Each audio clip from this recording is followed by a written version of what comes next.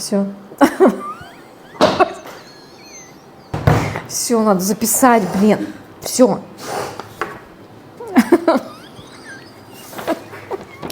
Здравствуйте, друзья и подписчики нашего канала. Меня зовут Виолетта. Я приветствую вас из прекрасного солнечного города Мерсин.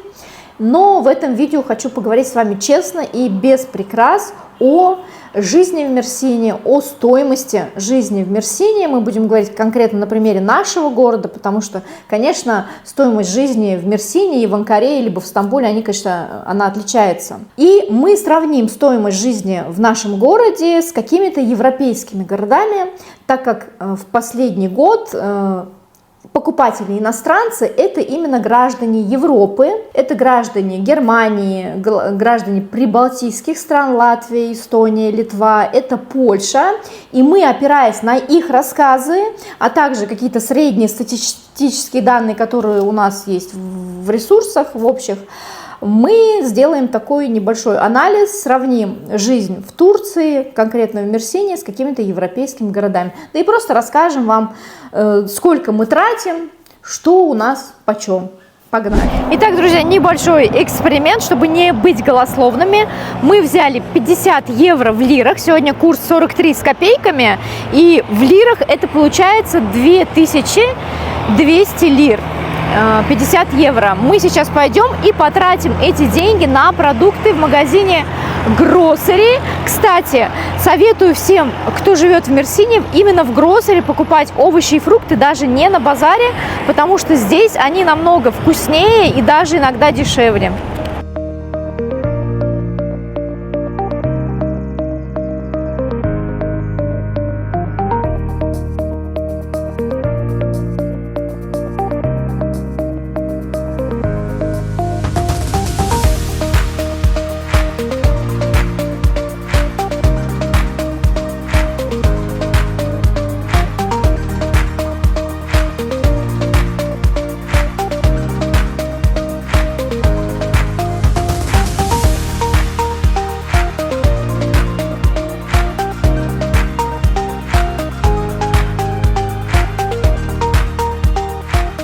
Здесь огромный выбор молока. В Турции молочные продукты очень вкусные. Кстати, мы сейчас снимаем скрыто, потому что нельзя. Я всегда предпочитаю, например, марку Торкум. Она зарекомендовала себя как марка, которая готовит именно натуральные продукты, без всяких ГМО и так далее. Для тех, кто не переносит лактозу, есть альтернативное молоко. Это, например, миндальное, вот 126 лир, и овсяное молоко. Овсяное я еще не пробовала. Также есть кокосовое и различные другие виды альтернативного молока. В Турции огромное количество сыров. Мы выбрали вот такой вот сюзме пейнир. Это сыр немного похожий на творог или на греческий сыр.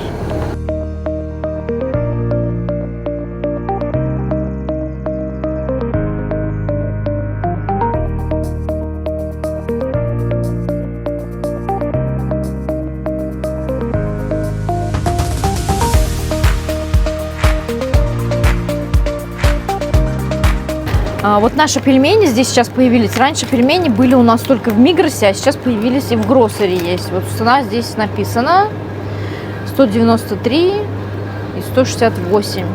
Есть куриные, вот мясные, они дороже. Креветки замороженные можно купить. Но нам они не нужны в офис, поэтому мы их брать не будем. 277. В Grocery продается вот такая ореховая паста, вот такой вот марки. Будьте осторожны, друзья мои, потому что это просто наркотик, на нее можно подсесть. Вот раньше я очень сильно уважала, скажем так, вот эту пасту. Она тоже очень вкусная. Это миндальная паста ореховая, она прям с кусочками миндаля. Но в какой-то момент она мне прям приелась.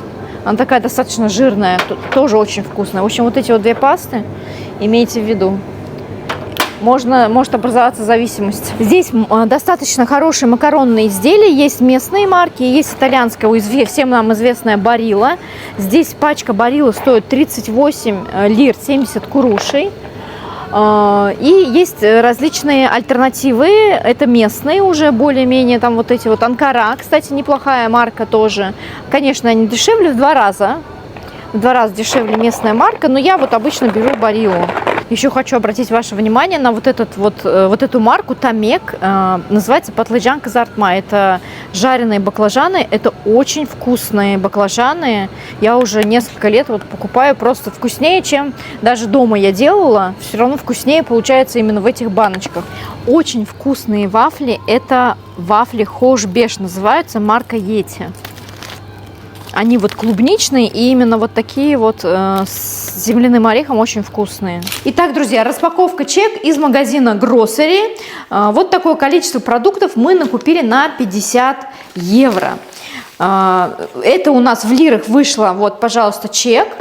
2184 лиры, это ровно 50 евро по курсу на сегодняшний день. Мерсин – это город цитрусовых. И здесь на самом деле сейчас уже заканчивается сезон цитрусовых. Вот такая вот авоська апельсинов, которых можно вот просто вот одним нажатием, никакой соковыжималки не нужно, просто вот так. Они настолько мягкие и прям льется из них сок. 123 лиры, 45 курушей. Вот такие вот нектаринчики у нас.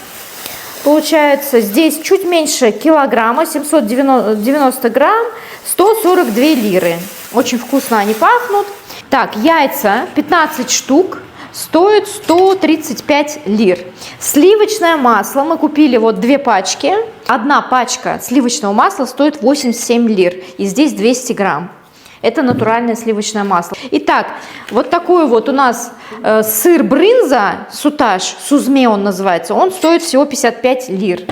Вот такая пачка макарон барилла стоит 38 лир.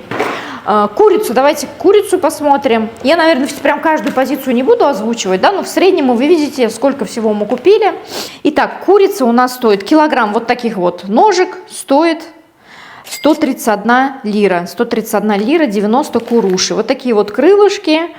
798 грамм здесь у нас получается. И это 214 лир.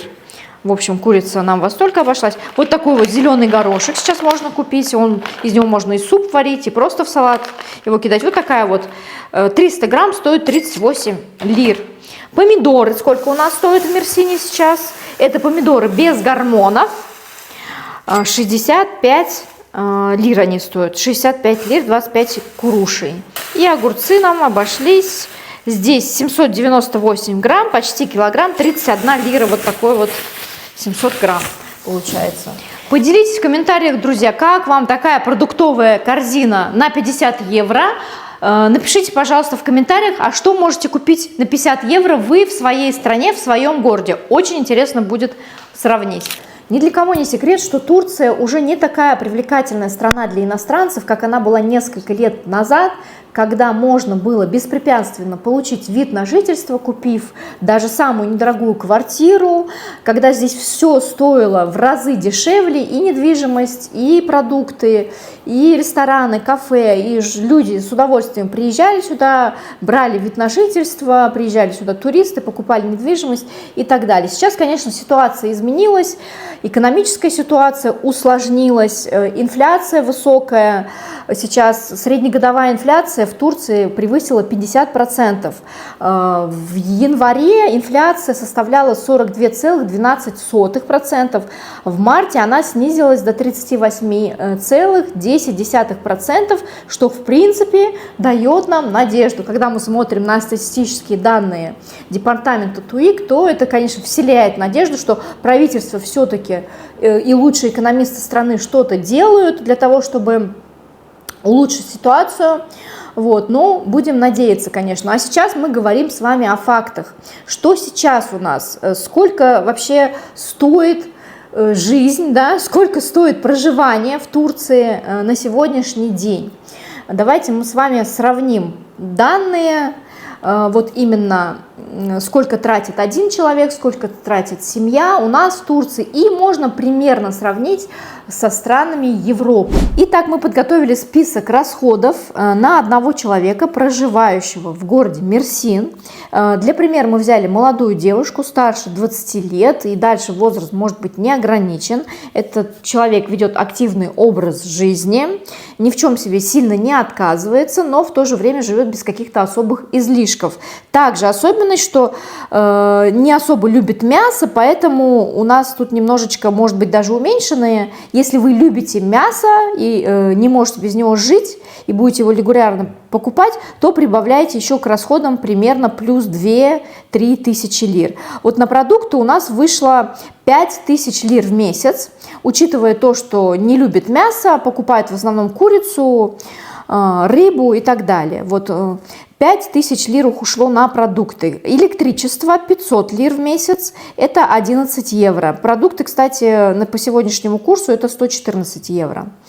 Затем расходы на воду 200 лир, это 4,5 евро. Интернет 430 лир, это почти 10 евро. Айдат в месяц это 1000 лир в среднем, это 23 евро примерно, тоже чуть-чуть округляю. Затем мобильная связь 600 лир в месяц, это получается 14 евро примерно. Затем абонемент в спортзал. Вот, спортивные залы в Турции недорогие. 2000 лир в месяц можно найти себе хороший спортзал с хорошим джимом и даже с групповыми программами в центре города. Вот, 2000 лир это 45,5 евро в месяц. Проезд.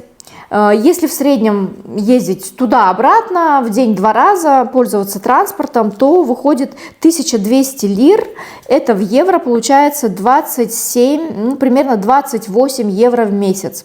Парикмахерская мы возьмем стрижку и покраску, это 34,5 евро, 1500 лир. Ногти, скажем так, это маникюр с какой-то с покрытием, да, и 850 лир это стоит 19,5 евро. И возьмем непредвиденные расходы, какие-то подарки, что-то, какие-то хотелки свои и так далее. 3000 лир мы возьмем на непредвиденные расходы. Теперь все это мы вместе сложим, и у нас получается 16,5 тысяч лир. Если мы переведем это в евро, то получится 376 евро, но округлим, давайте возьмем 400 евро в месяц, в среднем выходит на одного человека.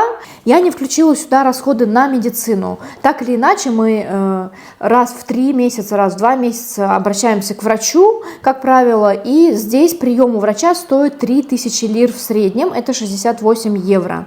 Но если вы имеете вид на жительство, вы можете абсолютно бесплатно обратиться в любую поликлинику близлежащую, сдать там можно анализы, даже можно сдать анализы на витамины бесплатно, обратиться к врачу, вам выпишут рецепт, назначат какое-то лечение. Если у вас нет вида на жительство, вы можете получить первую помощь в государственной больнице, обратившись в отделение скорой помощи. Ну и давайте рассмотрим расходы семьи, состоящей из 4 человек, чтобы было наглядно. Я взяла для примера свою семью, и вы увидите не статистические данные, а реальные ежемесячные расходы моей семьи. В среднем на ежемесячные расходы у нас уходит около 1500 евро в месяц, если говорить в евро. В лирах это около 60 тысяч лир в месяц у нас уходит. Я не включала сюда расходы на школу, это мы поговорим с вами отдельным пунктом про школу, сколько мы оплатили школу, сколько примерно стоит садик в Турции. Что сюда входит? Это продукты, интернет,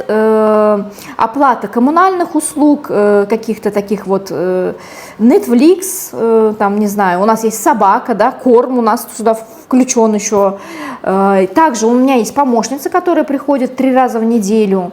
И также мы оплачиваем ипотеку. Но вот вместо помощницы ипотеки вы можете, например, включить эти расходы как непредвиденные на одежду и так далее, потому что такие расходы я сюда не включала. На продукты в среднем у нас уходит 16-17 тысяч лир в месяц. Это 380 евро, например, в этом месяце мы потратили.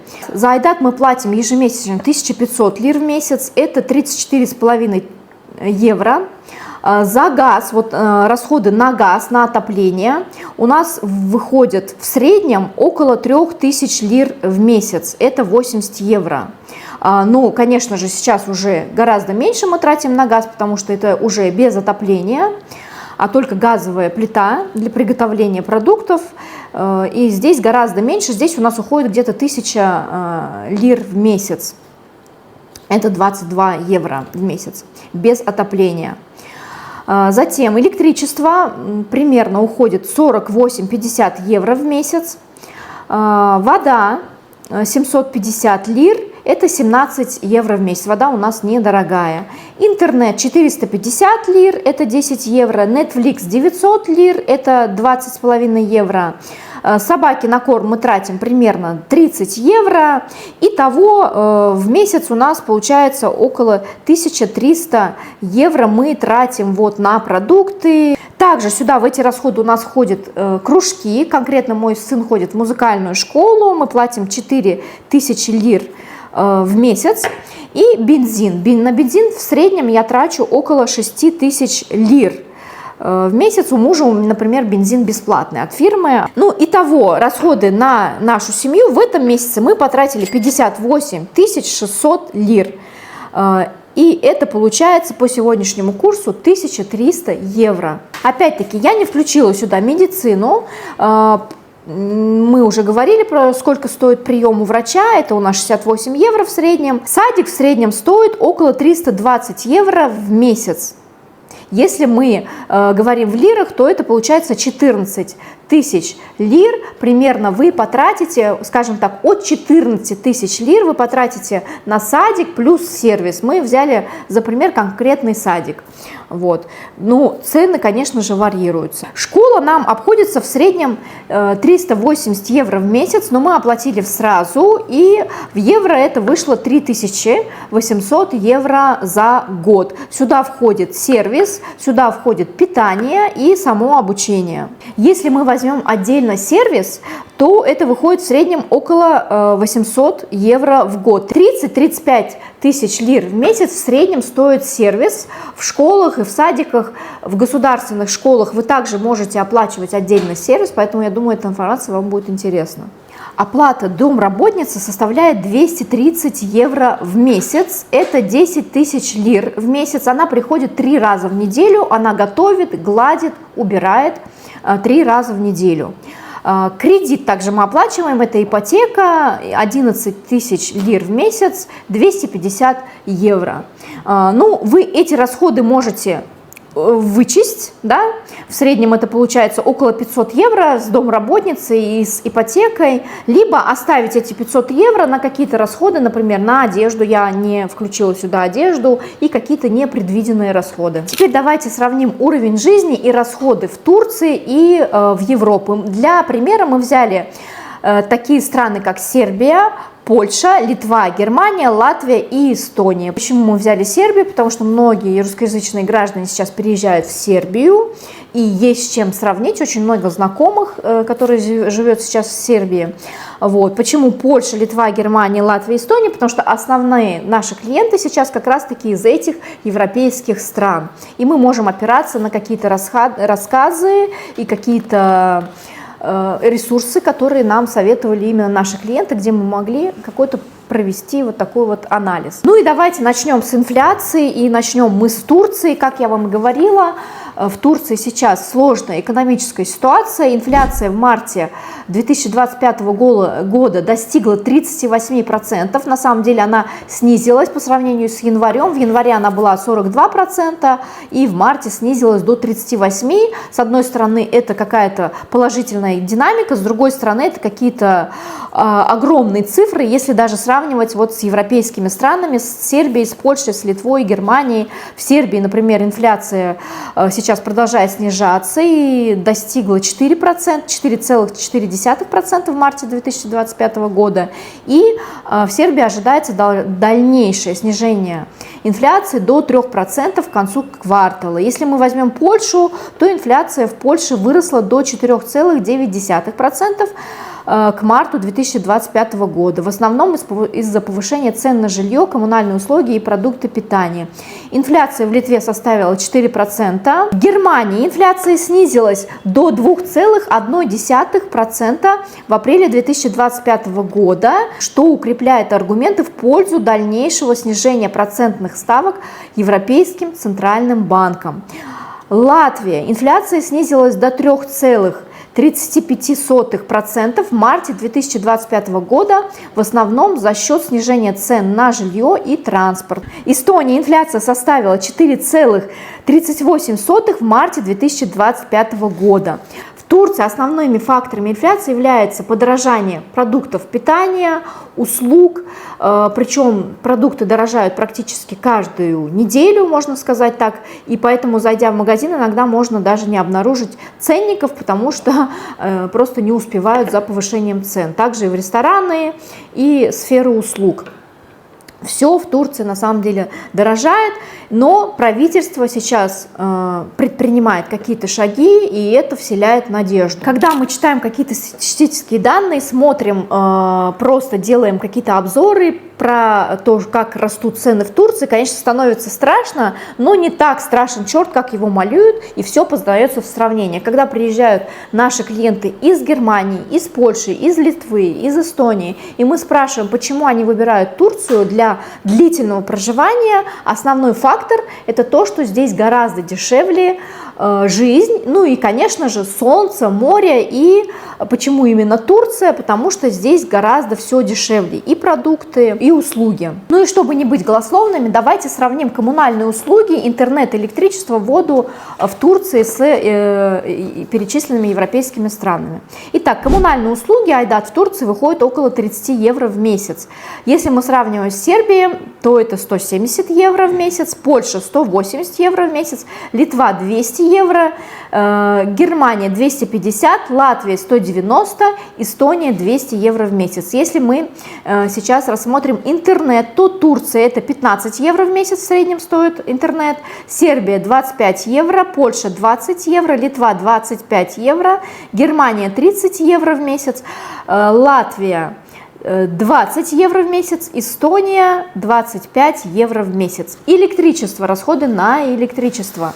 Если мы берем Турцию, то это 20 евро, Сербия 50 евро в месяц, Польша 60 евро в месяц, Литва 70 евро, Германия 80 евро, Латвия 65, Эстония 70. Вода также в Турции гораздо дешевле, 10 евро, в Сербии 20 евро, в Польше 15 евро, Литва 20 евро, Германия 25 евро и Латвия 18 евро в месяц расходуют на воду в среднем. Ну и давайте сравним минимальную заработную плату в Турции и в Европе. Сейчас минимальная заработная плата в Турции составляет 22 100 лир в месяц с вычетом всех налогов. Это примерно 508 евро. Если мы сравним с Сербией, то в Сербии минимальная заработная плата 655 евро. В Польше минимальная заработная плата 1080 евро. В Литве 924 евро. В Германии минимальная заработная плата составляет 2080 евро. В Латвии минимальная заработная плата 740 евро. Эстония 820 евро. Несмотря на ужесточение условий выдачи вида на жительство иностранцам, граждане большинства стран мира имеют возможность находиться в Турции до 180 дней в году по безвизовому режиму. Ну и на этой позитивной, несмотря ни на что, ноте мы будем заканчивать это видео. Если вы живете в одной из перечисленных стран и вы не согласны с нами, вы можете написать это в комментариях, мы будем только благодарны. Если вы еще не подписаны на наш канал, обязательно подпишитесь, ставьте нам лайки, пишите комментарии, а мы прощаемся с вами. До новых встреч. Пока-пока.